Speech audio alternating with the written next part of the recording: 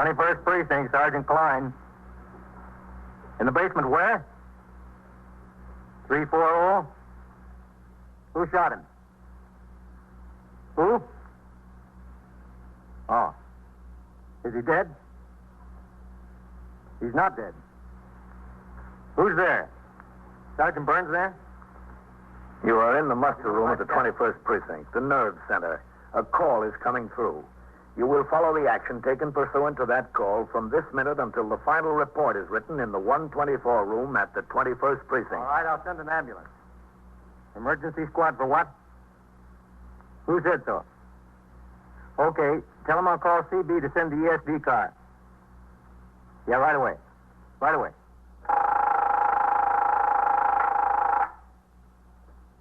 Twenty-first Precinct. It's just lines on a map of the city of New York. Most of the 173,000 people wedged into the 9/10 of a square mile between Fifth Avenue and the East River wouldn't know if you asked them that they lived or worked in the 21st. Whether they know it or not, the security of their persons, their homes, and their property is my job. My job and the job of the 160 patrolmen, 11 sergeants, and 4 lieutenants of whom I'm the boss. My name is Kennelly, Frank Kennelly. I'm captain in command of the 21st. What makes a city? Not buildings, not subways, not business. People make a city. From dawn to midnight, from midnight to dawn, the rich and the poor and the good and the bad pour their lives together and stir up the city, as in the 21st, even on a quiet night. I was working my 6 p.m. to 8 a.m. tour. At 10, after I'd finished reading and signing the reports and communications that had accumulated, I investigated 2 minor complaints about conditions in the precinct that had been brought to my attention. At midnight, I turned out the platoon for the late tour and went on patrol until shortly after 2 a.m.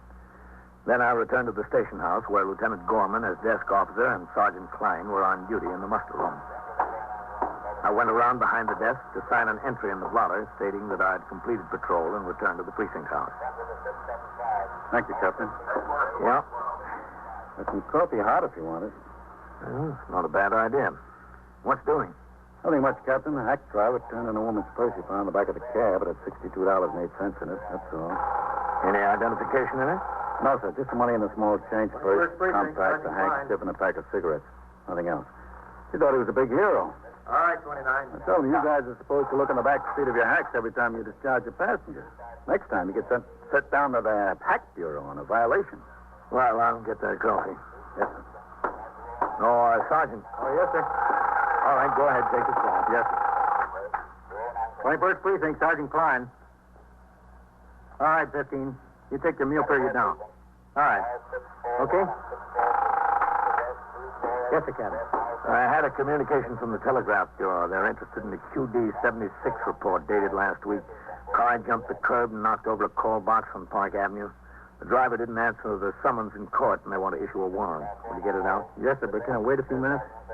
What's the trouble? I got a man on post 6 minutes late ringing in. Who's that? Patrolman Bevan, post number 4, Captain. All right, go ahead. Yes, sir. When did he ring in last? 142, Captain, from box number 23, on time to the minute. Communications Bureau, Patrolman Thomas. This is Sergeant Klein, 21st Precinct. Yes, sir. Have 604 to call the 21st. 604, yes, sir. He's not taking his meal, is he? No, sir, he's not due for his meal until 3:30, 3:30 to 4. He's 7 minutes late now. What's the trouble? Patrolman Bevan, post number 4. He's 7 minutes late ringing in. No kidding. He's been a good man, Captain. One of the best folks we got in here in that last bunch. Yes, I know. Did he ring in on time earlier? Right on time. 21st Precinct, Sergeant Klein. Box 31, Sergeant Burns. Oh, hello. It's Sergeant Burns. Listen, right over to post number 4 and see if you can locate Bevan. He's 8 minutes late ringing in. Bevan? Yeah. I rode by there about 20, 25 minutes ago. I saw him on post. Did you stop and talk to him? Yeah? You didn't get many calls, did you? No, not a thing from here. Okay, I'll get back to you. Well, he said he rode by there about 20 or 25 minutes ago and saw him. Is he riding over there now? Yes, sir. He's a good kid, that Bevan. Father was a lieutenant in Brooklyn East Borough headquarters. Retired a year or so ago. Did you know him, Captain? No. You get out that QD-76, Sergeant. Yes, sir. Right away. He said he's in the drawer, Captain. 21st Precinct, Sergeant Klein. For what? Well, who is it that stabbed? Who? Speak into the phone. I went into the 124 room and had a What's cup of the coffee. address? Patrolman Ryan, the clerical man, Where? called to my attention an MV 104A 141? report concerning an accident on Franklin D. Roosevelt Drive along the East River, which had occurred during the day tour. A passenger in one of the cars involved had died of injuries in Mount Sinai Hospital at 1:50 a.m. I instructed him to have the desk officer notify the Communications Bureau and the Manhattan East Motor Vehicle Homicide Squad. I went back to my office to read and sign more reports to be sent to the 6th Division Headquarters, 160 East 35th Street. At 2:35 a.m., Sergeant Klein walked across the muster room and stuck his head in the open door of my office. Captain, Come in. Sergeant Burns just rang in. Yes? He's been over every inch of post number 4. He can't find any sign of Bevan. Where'd he look? Just on the street? So far, Captain, that's all he had time for. All right, come on. Call the sector car from over there. Yes. Have him drop his recorder on post number 4 and bring the car by here for me. Yes. It's beginning not to make sense, Captain. No sense at all. Communications Bureau, Patrolman Thomas. Sergeant Klein, 21st Precinct. Have 608 call the 21st, will you? Yes, sir, 608, right away. All right, let's take a look at the map, Sergeant.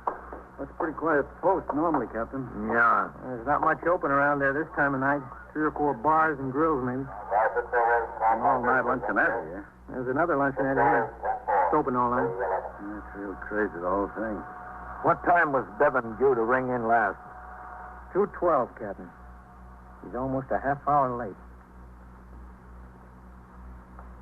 I stood behind the desk for a few minutes and watched as 2 robbery, assault, and Section 1897 suspects were brought down by Lieutenant Matt King, commander of the 21st Detective Squad, for booking. The sector car came and Patrolman Farrell drove me to post number 4. We located Sergeant Burns. He already had his operator, Patrolman Mercado, and Patrolman Eisman on the job, making a building-by-building search for Patrolman Bevan. Post number 4 consists of 3 square blocks between 1st and 2nd Avenues. As in many parts of New York, the complexion of the streets change from building to building. An old law tenement might be flanked by a fine apartment house on one side and a garage on the other. We shook every door, went in every basement, inspected every courtyard, and climbed to every roof. In this, we had assistance from the men on adjacent posts, from the men on the ESD car patrolling the district, and from Lieutenant King and 2 of his detectives of the 21st Squad. By 3:18 a.m., there was still no sign of Patrolman Bevan. Beats me, Captain. Just beats the living daylights out of me. Yeah? Bevan was the kind of a guy that... Wait a minute. There's somebody walking. Where, Captain? Right Oh, there. yeah. Hey, mister. Mister, wait a minute. We want to talk to you. Oh, no. Have you been around here for the last hour? Look, officer, all I had was 2 beers. That's all. Just 2 beers. You can't kill a man over 2 beers, can you? What's your name? My name is Joseph Lance Baldwin Jr. Jr. because I was named after my father had the same name, only senior. 2 beers, that's all. Look, have you seen a policeman around here tonight? A policeman? Yeah, I've seen a cop around here. When? Right now, him. He's a cop. And, oh, look, the sergeant, too. 2 beers, Sergeant. You got my word of honor. My scout sergeant. Where do you live? Joseph Lance Baldwin Jr. 2 beers. No. You told us your name. Where do you live? There, right there. I almost made it, too, didn't I? Almost. Listen, you won't tell Alma. Please don't tell Alma. All right, come along. Take me to jail, lock me up, and throw the 2 beers away, but don't tell Alma. Come along. That's all I have. You can ask anybody. Is this the house? Yeah, this is it. 728. 728. Apartment 6B. You're not going to tell Alma. Got your keys? I think so. I think I got my keys, but please don't tell Alma. We'll let you tell her yourself. You make the stand? Oh, yeah, sure. Thank you very much. Well, good night, gentlemen. Good night. It was a pleasure to have found with you. Oh, there's Matt King. Captain, Hello, Matt. we found him, Captain. Where? The next block in the basement of a tenement, 740. He was shot. How bad? He's not dead, but it's pretty bad. Through the jaw and neck and right side. Is he conscious? No, he lost a lot of blood. Even if he was conscious, I don't think he'd be able to talk. That's the ambulance, I guess. Who shot him? You have any idea? Yes, sir. Who? It looks like he shot himself.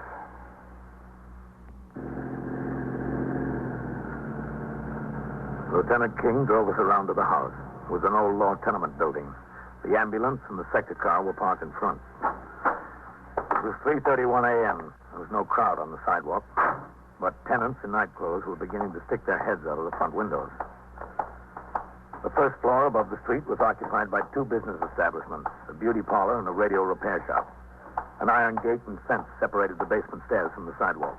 We went down. Go ahead, Captain. The basement's been vacant for about a year. Yeah. Be right with you, Captain. Whitey. All right, be careful now. Yeah. Roll him on the stretcher. Just roll him on. All right, get his feet there. Okay, I got them. Easy now. Easy. Okay. All right, thanks. Thanks a lot. Doctor, I'm Captain Kennelly. Captain? How does it look? It went through the maxillary bone of the jaw, Captain. On the way, it probably hit a vein in the neck. Lost a lot of blood. How is he? Pretty bad. Did he shoot himself? The gun was fired at very close range, Captain. Not farther than this. His face and head are full of powder marks. I see. All right, easy with him. All right, lift together now. Yeah. Come on, lift. This way. Watch it. You've got very little clearance there. Easy, easy. What's the turn there? That's it. Pull that back end high going up. Captain, Yes, Matt? Whitey and Novak have been talking to the tenants. Yes? They can't find anybody who heard the shot. The next floor up is stores, and the flats don't start until the second floor. Only one shot? Are you sure? That's all that was fired from a service gun, Captain. Is it possible he chased someone down here? Is it possible they had a gun and shot him? Yes, sir, it's possible. But not likely. No, sir. That shot was fired at very close range. There isn't any sign of another person being down here. Is that his flashlight there? Yeah, we're leaving it lay there for a while till we get some measurements. Was it turned on? It was on, Captain. The switch, that is. The light was broken when it dropped, apparently. The gun was on the floor right near him. How old is he, Captain? He's on his way, Captain. How old is he, Sergeant? 24, 25. Married? Yeah, he's married. A couple of young kids. Do you have any personal problems you know of? Not that I know of, Lieutenant. He never spoke to me about any personal problems, man. Well, he's got a big personal problem now. Yes, he has. If he lives. I waited around the scene for a few more minutes while Lieutenant King and his detectives continued their investigation, and Sergeant Burns talked to Lieutenant Gorman and got information for his UF-6. He ordered the sector cars to resume patrol and release the ESD car to its regular duties. From a call box on the corner, I gave instructions to the desk officer to notify the division command regarding the occurrence. He told me that according to Patrolman Bevan's records, he resided in Jackson Heights, Queens. His wife's name, Marion. I instructed Lieutenant Gorman to call CB with a request that the 110th Precinct notify Patrolman Bevan was wounded and in Bellevue Hospital. Otherwise, things were still quiet in the precinct. Patrolman Mercado was assigned to post number 4. Patrolman Farrell drove me downtown to Bellevue. I waited in the doctor's lounge for the surgeon. Dr. Lofield? Yes, I'm Dr. Lofield. Captain Kennelly, 21st Precinct. We met. Oh, yes, Captain. Well, what kind of a chance do you think he has? Fair, Captain, just fair. No better than that? Well, we tried to probe around in there when he came into emergency. We couldn't reach the slug. It's pretty deep. There's no telling where it went after it penetrated or what organs it hit. I sent him up to be x-rayed. That'll locate the slug, and I'll go in after it. Well, does it have to come out now? The sooner the better, Captain. What does surgery do to his chances, Sergeant? Well, he's apparently a very healthy young man, physically. Under the circumstances, his pulse and respiration are both better than can be expected. I see. Does it appear to you that he shot himself? The gun was fired at very close range. Powder mark? That's right, yes, sir. He has a family, doesn't he? Yes, his wife's been notified. She's on her way. Should be here any minute.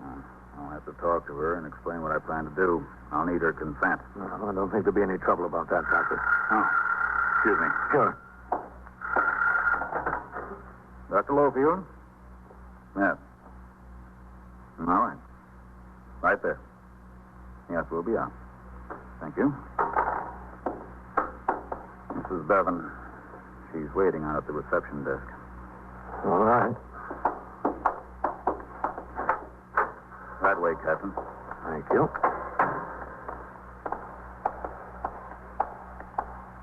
This is the worst part of my job, Captain. Not the best part of mine. That's her, I guess. I'll talk to her. Mrs. Bevan, Yes. I'm Captain Kennelly. How's Joe? Where is he? Well, this is Dr. Lowfield. He's dead, isn't he? That's what you're going to tell me. No, he's not dead. You sure? You're positive? I just left him. You'd better sit down, Mrs. Bevan. That's all right. Please, sit down. Yes, all right. It's awful. Really the worst thing in the world. We're going to have to operate. Right away? Yes, right away. If it's got to be done. I suppose it's all right, isn't it, Captain? Yes, it has to be done. All right. Well, Doctor, yeah? can I see him? Before, I mean. I don't think it would be wise, Mrs. Bevan. Oh, Well, I have to get up to him. yes, that would be a good idea. I'll be back down as soon as possible. As soon as possible. What was his name? Doctor who? Dr. Lowfield. He good? Fine as they come. That's good. It's awful. Worst thing in the world. Joe would come home and tell me about notifications. He'd tell me how I'd have to find a mother or a wife or a father and tell them that someone was hurt or dead. He'd tell me how I'd always get a neighbor who knew the person he had to notify. And then the doorbell rang, and there was Mrs. Petey from next door, and then Mr. Tallman. I screamed. I really screamed. I don't know what it's like. I know, Mrs. Bevan. I knew what they were going to say. They were nice, very nice. But he didn't know anything. Just that he was shot and that he was here. He didn't know how or why or how bad or anything. Make it worse, the kids woke up. Or one of them, Jackie, I think. Mrs. Creedy's staying with them. But she's glad her husband isn't a cop. He's a salesman or something. Very nice people. I'm sure they are. Captain, you've got to tell me how bad is Joe. He's going to die. I don't know what I'd do. He's in serious condition, Mrs. Bevan. Serious? God. Has he had any problems lately? Real problems? What do you mean? Well, I mean, have you had any financial difficulties? Any trouble at home? Why? Have you? Well, we managed. How about you and Joe? What do you mean? Well, you're getting along all right? It's been fine. We're very happy. We have a nice home, 2 very beautiful children. We couldn't be happier. I'm glad to hear that. What do you want to know for? Oh, we just have to know everything. How did he get shot, Captain? Who did it, do you know? Well, not exactly, Mrs. Bevan. We have an idea. We're trying to make sure. I waited with Mrs. Bevan for another 15 or 20 minutes until her mother arrived from Brooklyn. The operation had not yet been completed. I arrived back at the precinct house at 5:14 a.m. Muster room was quiet.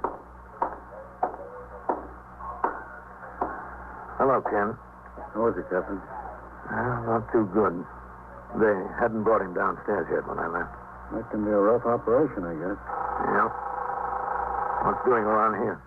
Nothing new, Captain. All right, 31. Hello, Captain. Any messages, Sergeant? Just division headquarters. The division captain wants you to call if there's any change in Bevan's condition. You needn't bother unless there's a change. Okay. Hasn't been a change, has there? No. Still critical. Beats me. Sure beats me. Here's some hot coffee, Captain. No, thanks. 21st Precinct, Sergeant Klein. Captain Kennelly there. Who is this calling, please? Dr. Lowfield at Bellevue. It's important. Hold on, please. Captain, Dr. Lowfield of Bellevue. All right, I'll take it here. Captain Kennelly. Dr. Lowfield, Captain. Yes, Doctor. I finished the operation. I think he's going to be all right. Good. That's good news. The bullet was lodged in the buccinator muscle on the contralateral side of the mouth. I got it out. He has a fractured jawbone, which I set, and he lost a lot of blood. So I think he'll pull out of it all right. Mm-hmm. He's not conscious, is he, Doctor? No, he isn't. Listen, Captain. Yes? Do all your men carry a standard service revolver? What do you mean? Well, do you all carry 38s? In uniform, the men are required to carry a 38 special. Why? Is that what Patrolman Bevan had? Yes, what's your point? Well, the slug I took out of him was a little beat up, but it doesn't look like a 38 to me. Doesn't it? I'm no expert on guns, but, well, I used to fool around with him a little bit in the Army. It looks more like a 32 than a 38, Captain. Where is this slug? Well, I'm holding it, Captain. A detective from your precinct asked me to. Lieutenant King? Yes, I think Lieutenant King. Well, hang on to it, Doctor. Just hang on to it. I will. I intend to. And thanks. Thanks a lot. All right. Bye, Doctor. Any change in his condition, Captain? There have been all kinds of changes. I'm going upstairs to see Lieutenant King.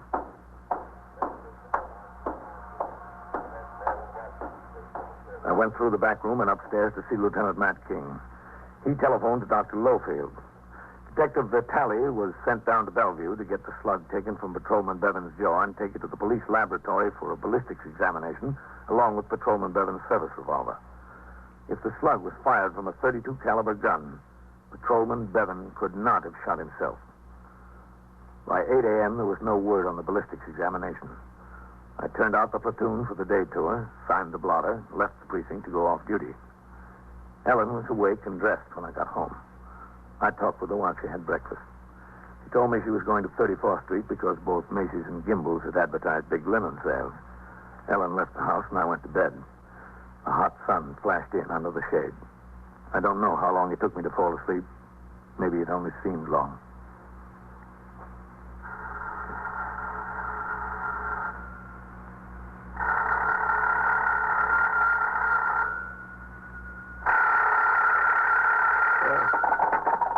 Hello? Captain? Yes? Matt King. Oh, hello, Matt. Will you sleep? Yeah, that's all right. What time is it? 1 o'clock, 5 minutes after. Oh, what have you got? The slug they took out of Bevan. Yes? It wasn't a 32, it was a 38. The doctor was wrong. Oh, But it wasn't fired from Bevan's service revolver. wasn't it? Not according to the report. Well, that's good news. I'm calling from home, too, Captain. I'm going in now. Vitale called me, said there was a man picked up on suspicion of burglary in the 34th Precinct at 3:55 this morning. He was carrying a 38 Spanish make automatic. Yeah? One shot had been fired from it. How does it look? Well, I'm going out to the 34th to talk to this fella. Look, if there's anything to it, Matt, will you let the man on TS know so he can call me? I'll call you myself, Captain, as soon as I know anything. I got up and got dressed. After I had some coffee, I took my car over to Fred's to be washed and greased. I returned home close to 4. Ellen was there. She told me Lieutenant King had phoned. I called him back. The man arrested in the 34th had a record of 5 arrests and 2 convictions for burglary. After questioning by Lieutenant King and Assistant District Attorney Louis Solent, he admitted shooting Patrolman Bevan. He was brought into the 21st and booked on charges of assault and Section 1897. The gun in his possession at the time of his arrest was sent to the police laboratory for ballistics examination to corroborate his statement. That night, en route to a meeting of the Captain's Endowment Association at the 71st Regiment Armory in Manhattan, I stopped in at Bellevue Hospital. Oh, hello, Captain. How is he, Mrs. Bevan? Better, much better. Well, that's good. He's been propped up since about 4 o'clock this afternoon. Of course, he can't talk, and it's hard to feed him much, but the doctor says he's doing fine, just fine. I was going out now so he could get some sleep. Well, then I won't stay. I was That's all right. He's not asleep yet. I'm sure he's going to see you. It's this way. You've been here since this morning? Oh, yes. My mother was here for a while, and then she went out to the house to take care of the kids. Mrs. Creedy couldn't stay all day. She has children of her own, you know. It's in here. Let me stick my head in and make sure he's not asleep. Joe? He's still up. Come on in. Guess who's here, Joe? Captain Kennelly. Hello, Joe. The doctor told me it'd be at least a week before he'd be able to talk again. You know, it was real funny. The detectives from the precinct, what were their names, Joe? Kinney and Goldman? Kinney and Goldman, they came down here and wanted a statement from Joe on what happened. Do you know them, Captain? Oh, yeah.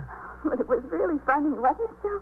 He couldn't say a word to them. It was all right anyway, because they knew what happened from the man that shot him. Joe saw him come down a fire escape. He chased him. He chased him into that basement. Is that right, Joe? Well, he just robbed an apartment.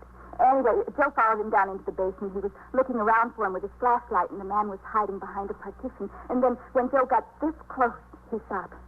Joe fired one shot that didn't do any good. Isn't that right, Joe? Anyway, we're glad they got him. Very glad. We're glad Joe's going to be all right. I was worried this morning, Captain. So was I. I didn't know how things were going to turn out. I thought he was dead or dying. It looked at him.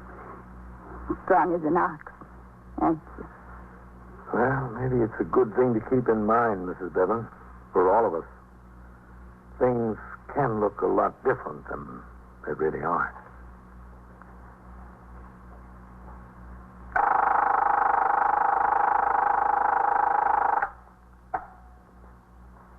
"21st Precinct, Sergeant Klein. I can hear you. What's the trouble there? She all alone? How much is on the clock? $2 and what? Why can't you pay it? Where'd she lose it? Where? Doesn't she have any money? Nothing, huh? Well, all right. You're driving a hack. Drive her into the station house. We'll talk about it when you get here. And so it goes. Around the clock, through the week, every day, every year. A police precinct in the city of New York is a flesh and blood merry-go-round. Anyone can catch the brass ring, or the brass ring can catch anyone.